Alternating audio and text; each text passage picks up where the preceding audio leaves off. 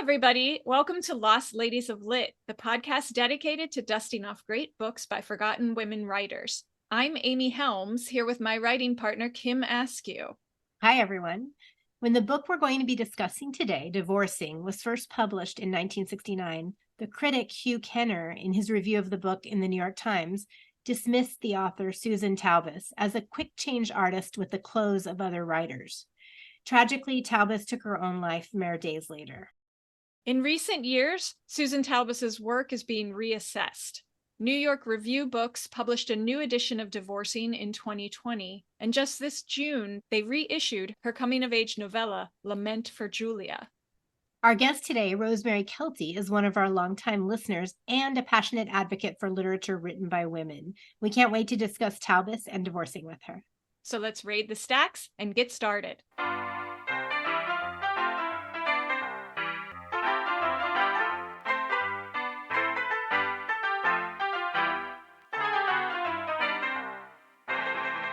Rosemary Kelty is a prospect research coordinator at Weill Cornell Medicine. She has also worked at New York Cares, PEN America, New York Public Radio, and Columbia University Press. She has her master's in English from Queens College in New York City, and she is a proud fifth-generation New Yorker.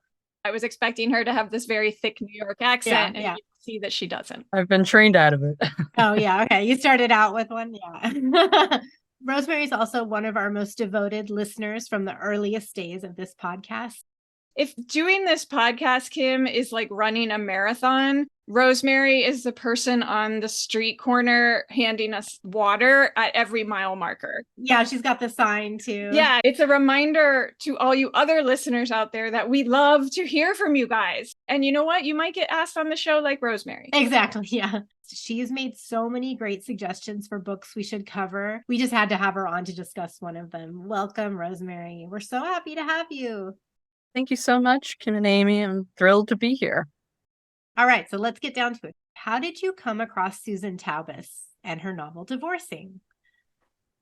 It was last summer.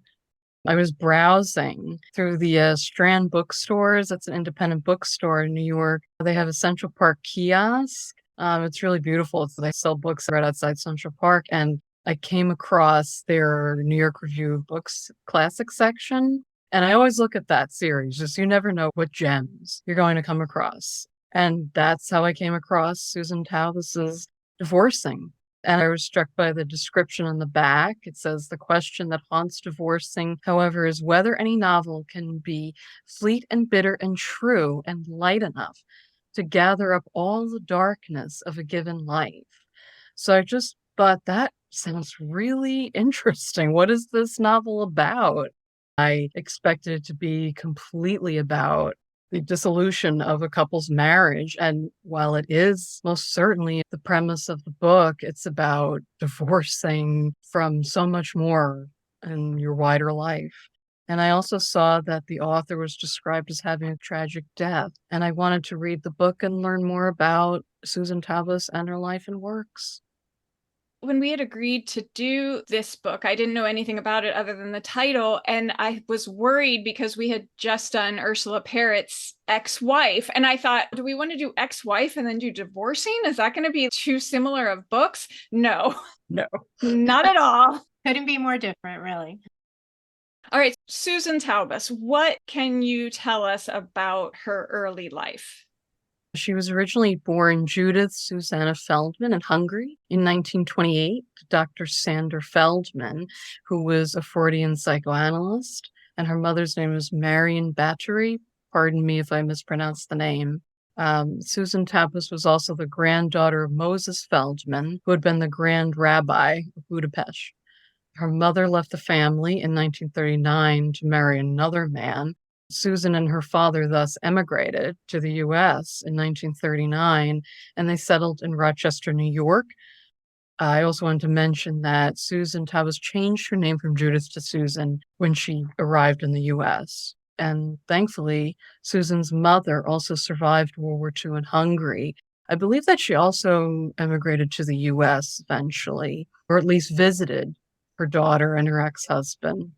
Susan also received a BA from Bryn Mawr College and received a PhD in history and philosophy of religion from Radcliffe.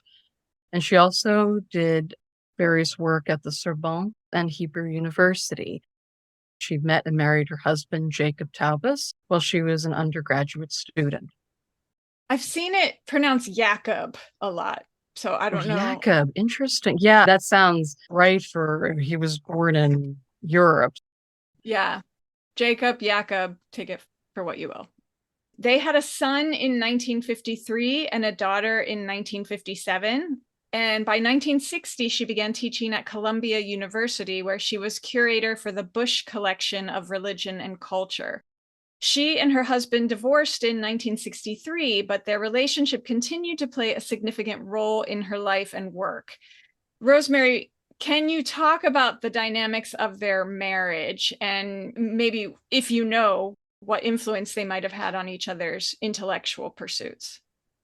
This is very tricky in terms of anything definite. I've read that Jacob and Susan Taubes's marriage was pretty fraught.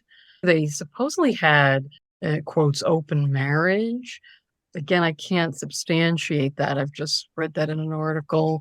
He supposedly had many affairs, and that is similar to Ezra Blind in the book Divorcing.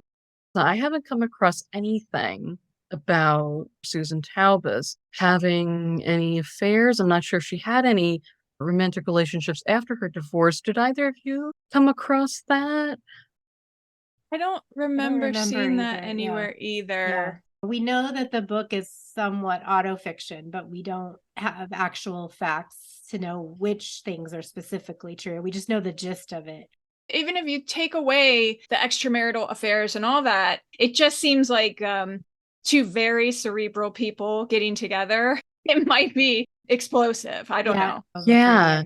Yeah. And what's interesting too is Jacob Taubes was also an ordained rabbi as well, which I found very interesting. One thing I will say, I can't speak to marriage dynamics necessarily between Jacob and Susan in any detail other than what we know of their divorce, but at least in the novel, Sophie mentions that Ezra wins the arguments every time. Because he has to win the argument and she has to let him. Yeah. And I wonder if she's actually even convinced. Yeah. And also the idea of him so focused on his work in the book, the Ezra character, he's the genius at work and he must be left to be able to do his great magnum opus. Yeah. At the same time, she says, I would like to write a book someday. Will I get to? Because I have to be the woman behind this great genius. Yeah. So just the idea of she had to sideline her own ambitions a little bit, at least Sophie Blind in the book does. Yeah. It's interesting, though, in terms of her career, because she taught at Columbia. She went to all these prestigious institutions, was clearly highly respected by her peers. The author had, I know it's not good to use these types of phrases, but a more successful career than Sophie Blind in the book. So the basic premise of the novel is that the main character, a woman called Sophie Blind with 3 children, she's in the process of getting a divorce from her husband, Ezra Blind. But from the very beginning of the novel, so this is giving away the first page, but she is killed in an accident and she is beheaded. And throughout the rest of the novel, this decapitated head, who still appears to have the consciousness and the awareness of the main character, is basically rolling around through the character's life. So we just go through her entire life, basically, and not necessarily in traditional chronological order. We learn of her very intimate life with her husband, Ezra, how they meet, how they get engaged and married, their actual wedding. We also, as readers, get an experience of the backstories of the characters' parents and grandparents' lives and families. She also takes us through her entire past as she arrives in the U.S., her brief childhood in Hungary, and a return to Hungary post-war. So it's a real whole compilation of the character's existence on this planet. It's so wacky too. No, I it don't is know totally how wacky. else It's to hard to say. It's describe like, it. Like, how do yeah. I describe this novel? Yeah. There's this severed head, her severed head wandering through her past. There's multiple funerals, this nightmarish fantasy trial that's going on. And this is all woven throughout this idea of marriage, using, as far as we know, her own personal experience with divorce and gender dynamics with her husband and possibly other partners, and taking that and sublimating it into this novel. I think that Sophie Blind, as well as clearly Susan Taubes, was also affected by her own parents' rather unusual marriage, their divorce. Also, it's so hard to distinguish between the character and the author sometimes. I'm trying to be very careful here in the novel, too. The discussion of Sophie's paternal grandparents' marriage. Yeah, she's the product of all these relationships, and she's bringing that Yeah. potentially into her relationship with Ezra. And it ties Yeah. into the whole Jewish tradition too, like going back to these previous generations and the rabbi grandfather and how they lived in Hungary and things like that. That's another issue too for me. I'm not part of that religion or culture. I wondered what other issues she was addressing in the novel that I didn't understand in terms of culture. I actually love how she describes different celebrations in the novel. It's very brief, but they're very descriptive about certain foods for holidays or certain particular religious practices at home. Anyway, I just wanted to bring that up, but that's something I can't speak to in terms of religion or culture. Same. I felt that. I feel like if you were coming to this book with more of a knowledge of that, you would probably be able to extrapolate so much more. Not just the religious background, the philosophy. I realize how ignorant I am on every level when it comes to all this philosophy she's trying to weave in. Same here. The Freudian psychology, the biblical, everything. the Hegelian, Old Testament, everything. I know you'd have to be a scholar of all these things, which she and her husband together did in their milieu. Yeah, that's amazing too, isn't it? Her interweaving of all of these figures from the 20th century, the 19th century, but people further back, I'm sure, as well. There's just so much going on philosophically. And it's like a fever dream. It is a fever dream. Yeah, it is a fever dream. Yeah, in terms of the philosophical stuff at the end, I don't know if that's supposed to be before she passed, before she was so brutally decapitated, or are we supposed to assume that this was actually a dream? It's like an episode of Dallas. She got out of the shower. I've never seen that show. This is a Gen X thing. You're too young. Yeah, it was a huge controversy because everyone was like, really? What? Oh. None of it was true. Oh, wow. I'm just thinking of all of the really highbrow analysis of this book, and we are the only ones that have or will ever make a comparison between this book and Dallas. Interesting, though. But yes, I think there's some merit to that. It wasn't all a dream. Exactly. That's what I wondered too. There's no answer. Yeah. There's no knowing what's real and what's not in this book. My initial reaction is that, oh, wait a minute. Maybe she's okay, but there's nothing definite. And then you know that she died so young and it's so tragic. And so when you read the book and you know that, then the ending, that feeling of, could it all have been, is she okay? It brings a whole nother layer to the experience of reading the book, knowing what her fate was. Considering it's about death and dying and And we're going to talk about the reviews this book got in a few minutes here. And some people say, oh, the bad reviews prompted her to walk into the ocean. Yeah. And I texted you, Kim, and I said, I can see from reading this book that maybe that was going to happen. I know. It's almost like she presages her own. Yeah, absolutely. Yes. Reading the book, at least from Sophie's perspective, you're like, wow, she's grappling with an awful lot of big, heavy stuff. Yeah, I completely agree with you, Amy. I was just going to say too that so it starts off and it's like I said, a fever dream. You're on an acid trip almost. It's all over the place. You have no idea at times what's going on. It's first person, it's third person. It's really jumbled. And then I felt as the book progressed and we got closer to her European origins and her reconnecting with her roots and all that, that the prose actually got so much more clear.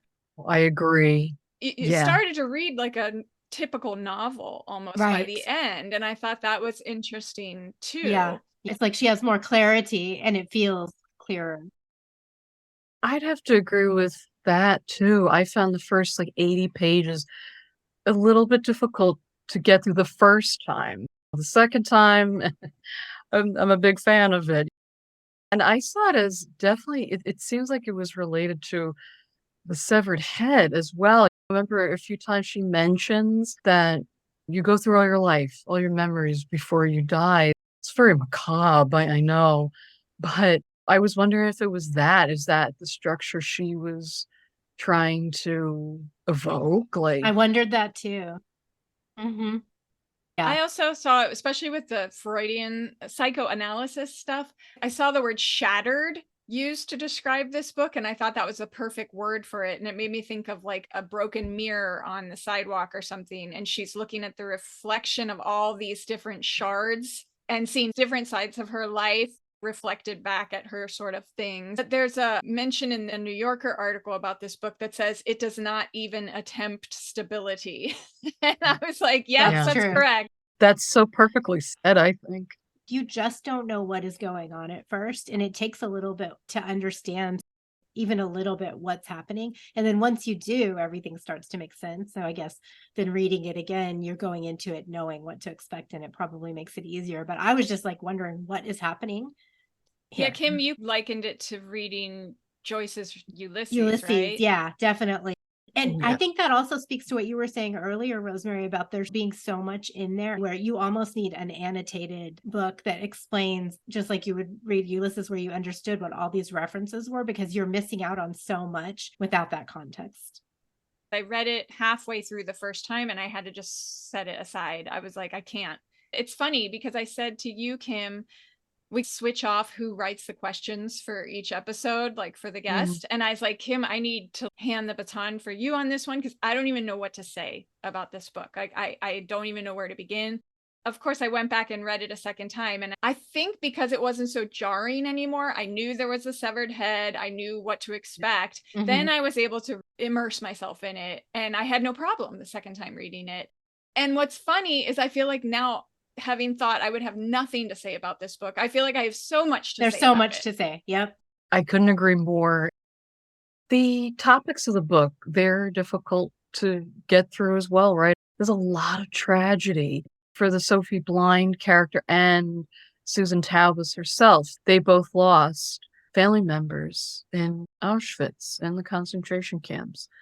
She thankfully did not have to experience Nazi persecution of Jews firsthand, but her former neighbors, her family members did, you know, and that when I was reading that particular section, I just, that made me cry too. The desperation of war. Yeah. It's just so vivid. Vivid is the perfect word for that. I've never read anything quite like that about post-World War II in that way. It's so personal. You get it from the firsthand accounts, and you can see the psychological trauma. Absolutely. I was getting Sophie's Choice vibes in that section. It was almost like the inverse a little bit, where she was going to have to leave with her father and leave her mother behind. And it wasn't like she had the option really of making the choice, but there was that same gut-wrenching feeling. And it just had that whole setup in that you see them in the modern era, and then you go back in time to the war, and it illuminates why that person is the way they are in later years.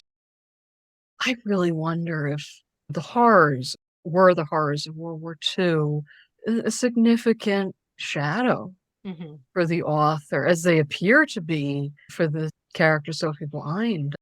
I just, how do you even make sense of that? I was listening to this interesting panel from this other independent bookstore here in New York in Brooklyn, the community bookstore. They interviewed David Reef, who wrote the introduction to this book. And he's the son of Susan Sontag, and Susan Taubes' son, Ethan Taubes, was on that panel, and another scholar, Jess Bergman, was on that panel. They were discussing the launch of the book. And David Reef had mentioned an author or an intellectual figure who said, how do you write poetry after seeing Auschwitz? After hearing that, I wondered if was this particular book something like that for Susan Taubes, I wonder. Mm-hmm. So speaking of Susan Sontag, let's turn our attention to Taubes's friendship with her. Rosemary, do you know much about that? Well, I know that they were very close friends during the Taubes' marriage and afterwards. I know that Susan Sontag was apparently a student of Jacob Taubes. Susan Sontag was very intertwined with the Taubes couple, and I've read that Susan Sontag also identified Susan Taubes' body when her body was recovered from the Atlantic Ocean. So clearly they were very close. And I know that from David Reef's introduction, and David Reef is Susan Sontag's son, he mentions in the introduction to the book that his mother once said that she couldn't forgive Susan Taubes for taking her own life. Also, I had seen that in one of the articles I read this week that Samuel Beckett was a fan of Taubes. And that made a lot of sense to me because when I think in the book Divorcing about that trial, it's like her trial at the end of her life. Yeah. But it's also the divorce proceedings, and it's very theater of the absurd, right? Yeah, it's just how do I describe? Yeah, it's bonkers. To me, it was like Beetlejuice when he's in the waiting room. Same vibes. This is just absurd and hilarious, but also terrifying at the same time. Yeah. Disturbing. Yeah. The other movie that kind of came to mind. So everything's, like we said, it just jumps from one thing to the next. But when it was talking about the marriage itself, I kept thinking of that Adam Driver, Scarlett Johansson. Oh, yeah, I didn't see that, but story. yes. Yeah. Just because there's a lot of discussion, very much analyzing what went wrong. Right. He wants to save it. He doesn't want to get divorced. Right. So a lot of rabbinical scholar and Freudian psychoanalyst way of who doesn't want to ever lose an argument. So yeah, exactly. Imagine what those discussions are like. Yeah. Oh, so speaking of, Rosemary, do you want to read a passage from Divorcing? Because I feel like we need to give our listeners a little bit of a taste of all this that we're talking about. Yeah, I have two sections. They're pretty short. I just thought they connect so well. Books were better than dreams or life. A book ended not like life, abruptly, not like a dream with a clumsy struggle and sense of deception, but gracefully and knowingly preparing you for the final period. Between life and dream, there was not much difference, really. However, the two wrangled, struggled, played tricks on each other. A book was something really different. To begin with, you know where you are. You're in a book. And whether the setting is Paris or New York or the moon, or not specified at all, you know you're in a book. Perhaps you're on a plane. Perhaps you're in a village in the Balkans reading a book in a hotel room, reading or writing in someone else's room, or your own kitchen when the children are asleep. You can be dreaming and not know it. You can be awake and wonder if it's a dream and not believe it. But a book is simply and always a book. You can be sure of that. And with a book, whether you're reading it or writing it, you are awake.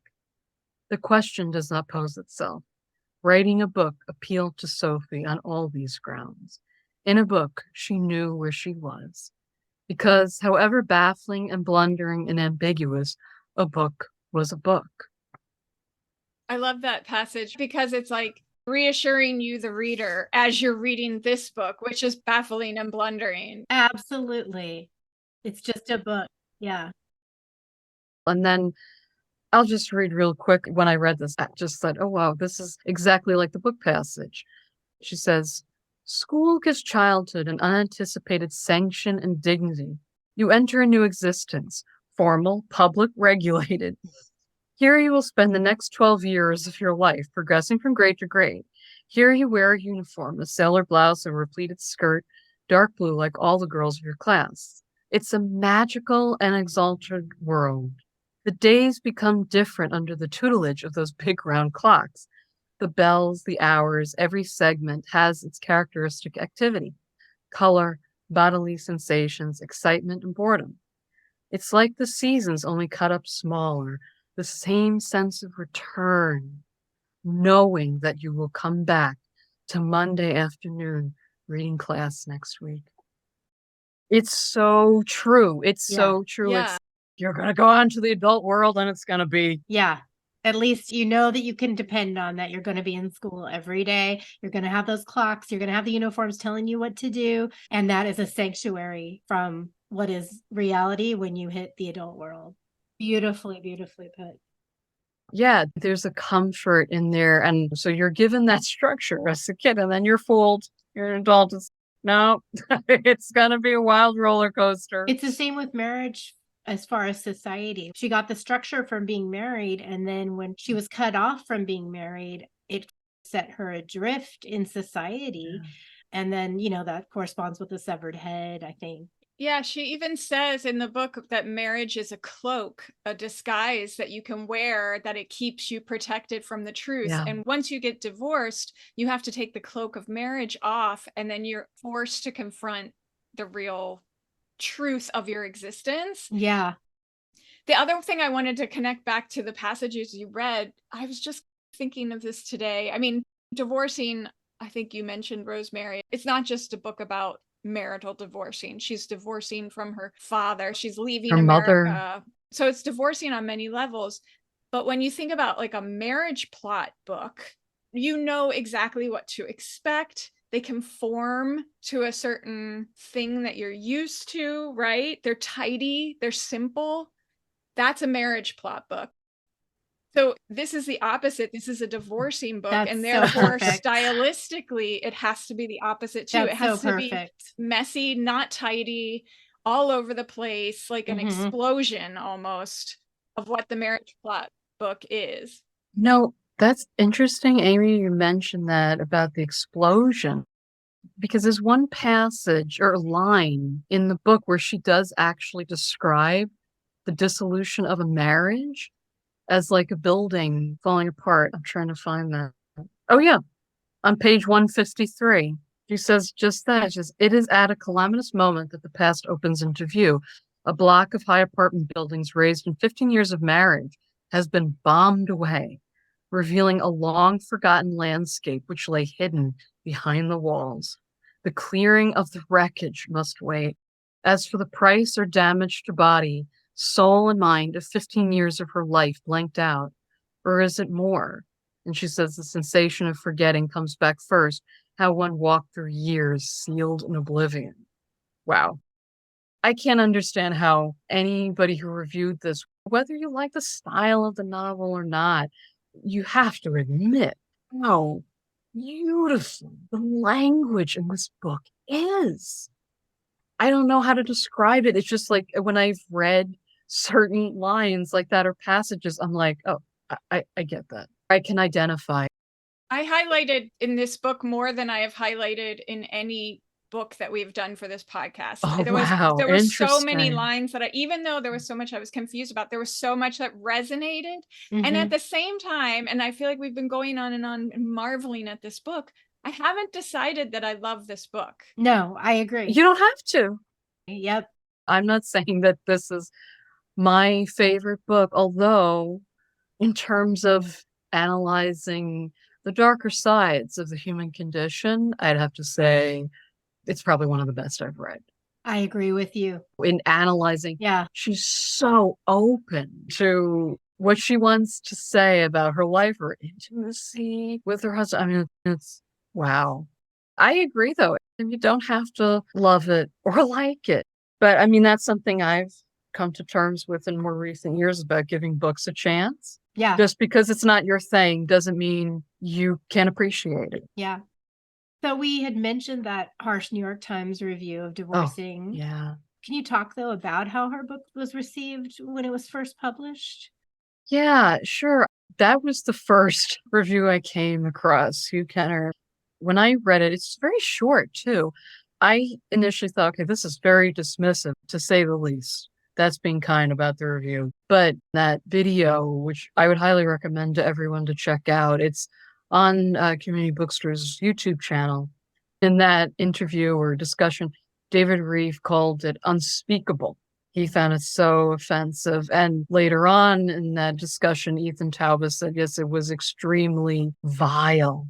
Those are his words. And I was like, yes, it is completely vile because Hugh Kenner's not analyzing the book at all. I get it. The first part is you have to get through it, but you got to keep going through to really appreciate and understand what she was trying to do. But I was looking for other reviews. I did come across one from the Chicago Tribune by Sarah Blackburn, and she was much kinder. She loved the language, the craft. She just wasn't a big fan of the characterization.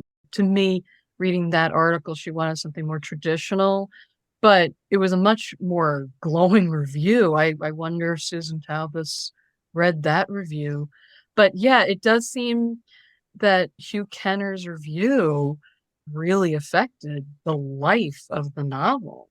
David Reeve also said in that panel discussion, or it might have been in the intro, I'm sorry, to the book, that apparently at the time, if your book was reviewed in the New York Times, if it got thumbs up, it was popular. If it got thumbs down, you never saw it again. That was interesting to me when David Reeve said that one review basically consigned the book to oblivion until 2020. I couldn't find too many other reviews. I don't know. Did you? No, It was frustrating. Yeah. I don't know why. It was published by Random House Yeah. and everything. I guess it could be very controversial at the time. It's pretty raw. It's like, oh, I was blushing when I was reading certain things. Yeah, she was pushing boundaries. Yeah. Yeah. So within a few days of this review, she took her own life. And I guess we don't really know why. We can make guesses. Obviously, the review did come out a few days earlier, but she was struggling with a lot, probably. So it's all just surmising what may have happened. Yeah. We'll never know, but yeah, one thing I took away from that panel discussion, it was really touching to her son, Ethan Taubes, mentioning that she was engaged in life. He also said that he views this novel, the writing of this novel, as her way to continue to be engaged in life. And I thought that was interesting. He clearly has a positive remembrance of his mother. And let's fast forward to 2020, and she's gaining recognition. As you mentioned, Dr. Merv Emery and Leslie Cammey, they both wrote about her novella Lament for Julia too in a recent issue of The New Yorker and The New York Times.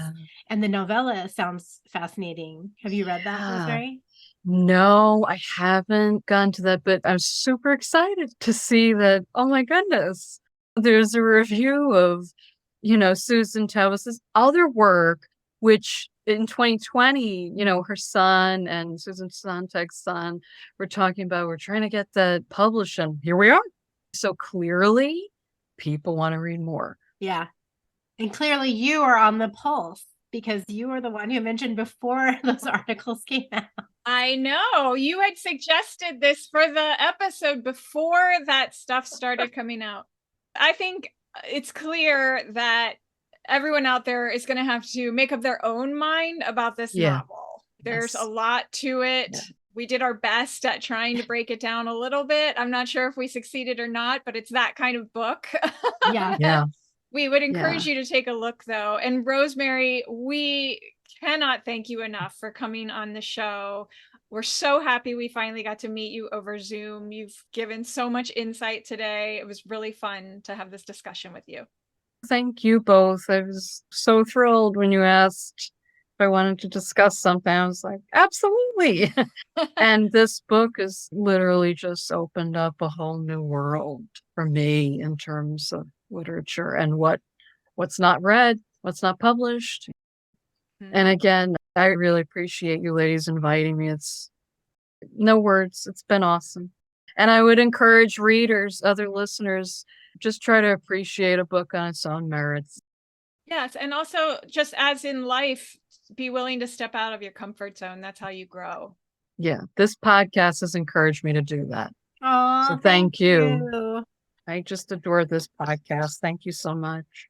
So that's all for today's episode. Don't forget to join our Lost Ladies of Lit forum on Facebook if you want to connect more with Kim, myself, or Rosemary. You will find her over there chatting away. It's kind of a central hub for all of our listeners to be in conversation about the Lost Ladies we've covered and books in general. Yeah, see you over there. Our theme song was written and performed by Jenny Malone, and our logo was designed by Harriet Grant. Lost Ladies of Lit is produced by Amy Helms and Kim Askew.